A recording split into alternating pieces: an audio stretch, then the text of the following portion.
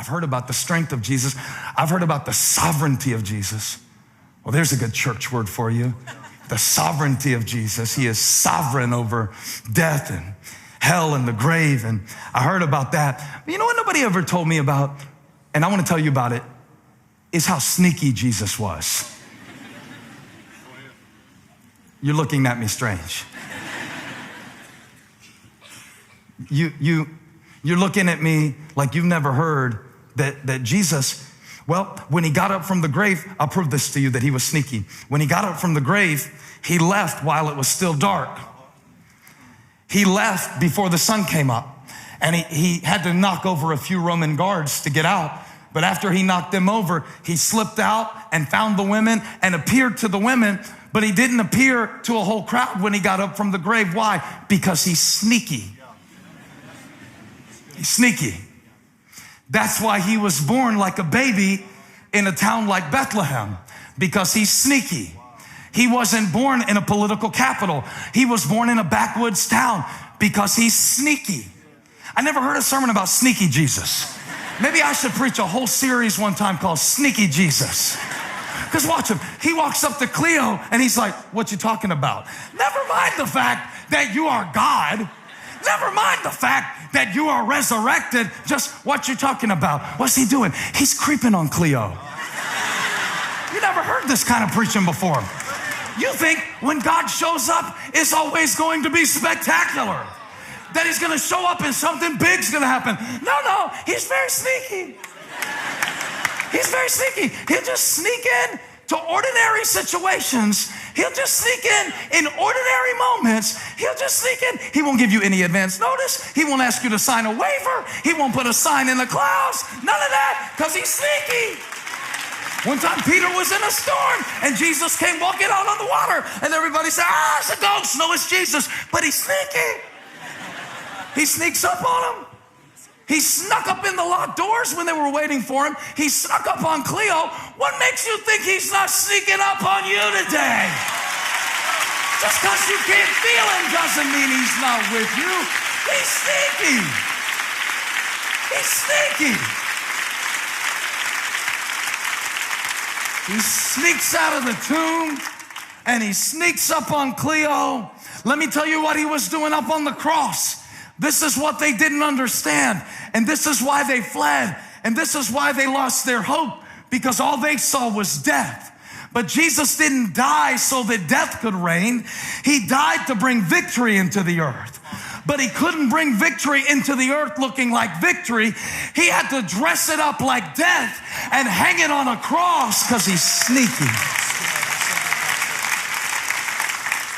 He's sneaky. He's sneaky. And here's what he does. He'll send glory into your life, but it won't look like glory. He'll send blessing into your life, but it won't look like blessing. He'll send patience into your life dressed like your teenager. Think about it. Because he's sneaky. And he'll send some of the best times in your life dressed like some of the hardest times. You don't see it while you're in it. I'm going to stay right here on this point because y'all are so quiet. I know I'm preaching right to your guts. I'm preaching to your small intestine. Sneaky. He's sneaky. So he's up there on the cross and he says it's finished because he was speaking in code because he's sneaky. To tell us that, because to them that sounded like it's over. We got him, it's done, he's dead, because he's sneaky. So when he wanted to bring life into the earth, he snuck it in through death. When he wanted to bring peace to the earth, he snuck it in through chaos because he's sneaky. Sneaky, sneaky. Sneaky Jesus. I'm thankful that he's strong, but I will never understand his strength if I don't learn to see it in sorrow.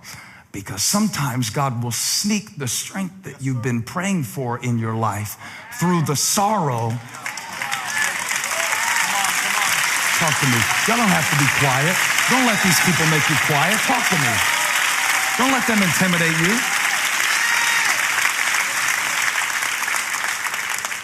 But usually we understand that more on the return trip.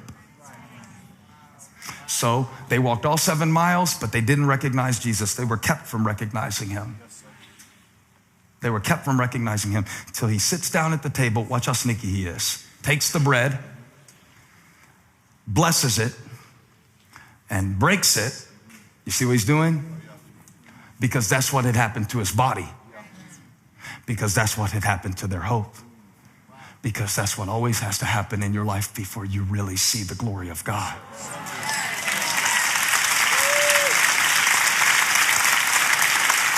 And he told them on the road, he said, don't you understand? Did not the Messiah, verse 26, have to suffer these things? Did he not have to suffer these things and then enter his glory? See, glory never looks like glory when it's coming. It never looks like glory when you see it coming. But when he took the bread, blessed it, broke it, and gave it to them, when he gave it to them, they saw not only the broken bread, but they saw the place where the nails had been, and then they recognized him when he did that. Because he's sneaky. And he did not describe it, he demonstrated it. So he goes, hey, let's eat. Boom, bip, bang. And they saw it. And they're like, oh yeah. And that's how it is. It's after I've walked the whole walk, and after I've run, and after I've tried, and after I've cried, and after I've hurt, and then I see it. It was him all along.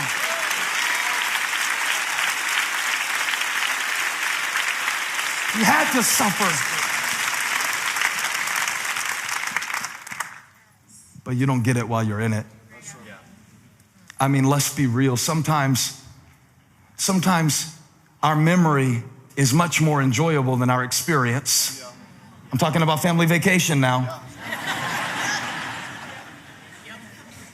It's hilarious. You look at the pictures and talk about what a great time it was. No, it wasn't. You've edited the family vacation in your memory.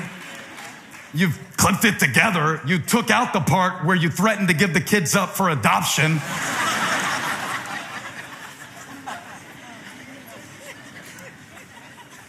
When you're in it, you don't see it. But resurrection is a round trip. Did not the Messiah have to suffer these things and then enter into his glory? And when they saw that, they got up. Look at verse 33. They got up and they turned around and they went back. Now watch this. I called this series 7 Mile Miracle. I shouldn't have. It's really a 14-mile miracle. Because the first 7, they walked without the light. The second 7, they walked back, and now they knew. God said, today is somebody's second 7 miles. Now you see it. Now you get it. This is your turning point.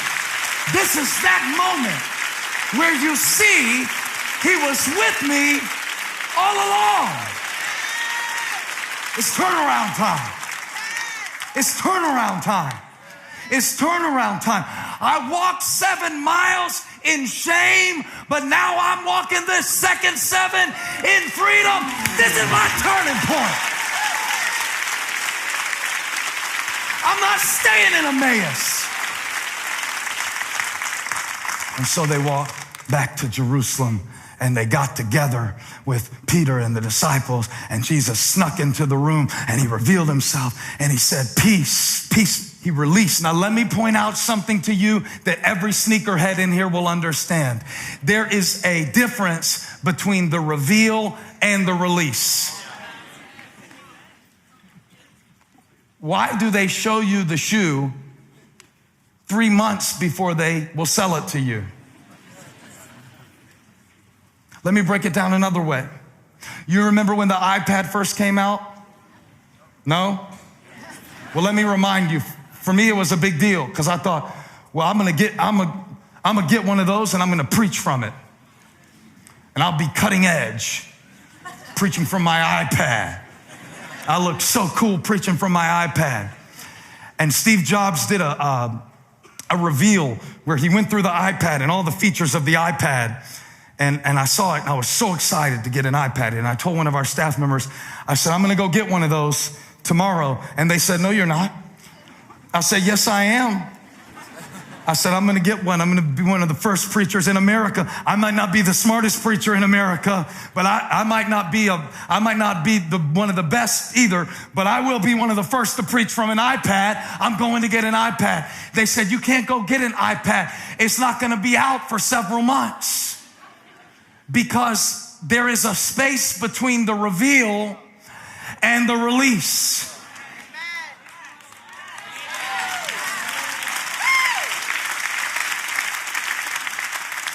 That's where hope gets lost. In that space between the reveal and the release is called Saturday.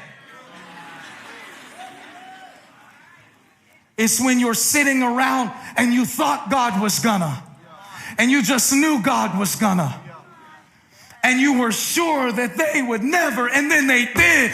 It's called space. That's where faith grows. In between 2 points. Between the reveal and the release. And that's what the cross was. It was the reveal. And it was the release. Hey, thanks for watching. If you enjoyed the message, just do 2 simple things before you go. Click the logo to subscribe to this channel so you won't miss a video. I promise I'll make it worth your while. And second, take a minute and share it with somebody who could use it, or just leave a comment. I love to hear how these videos are impacting you. It means a lot to me. Thanks again for watching.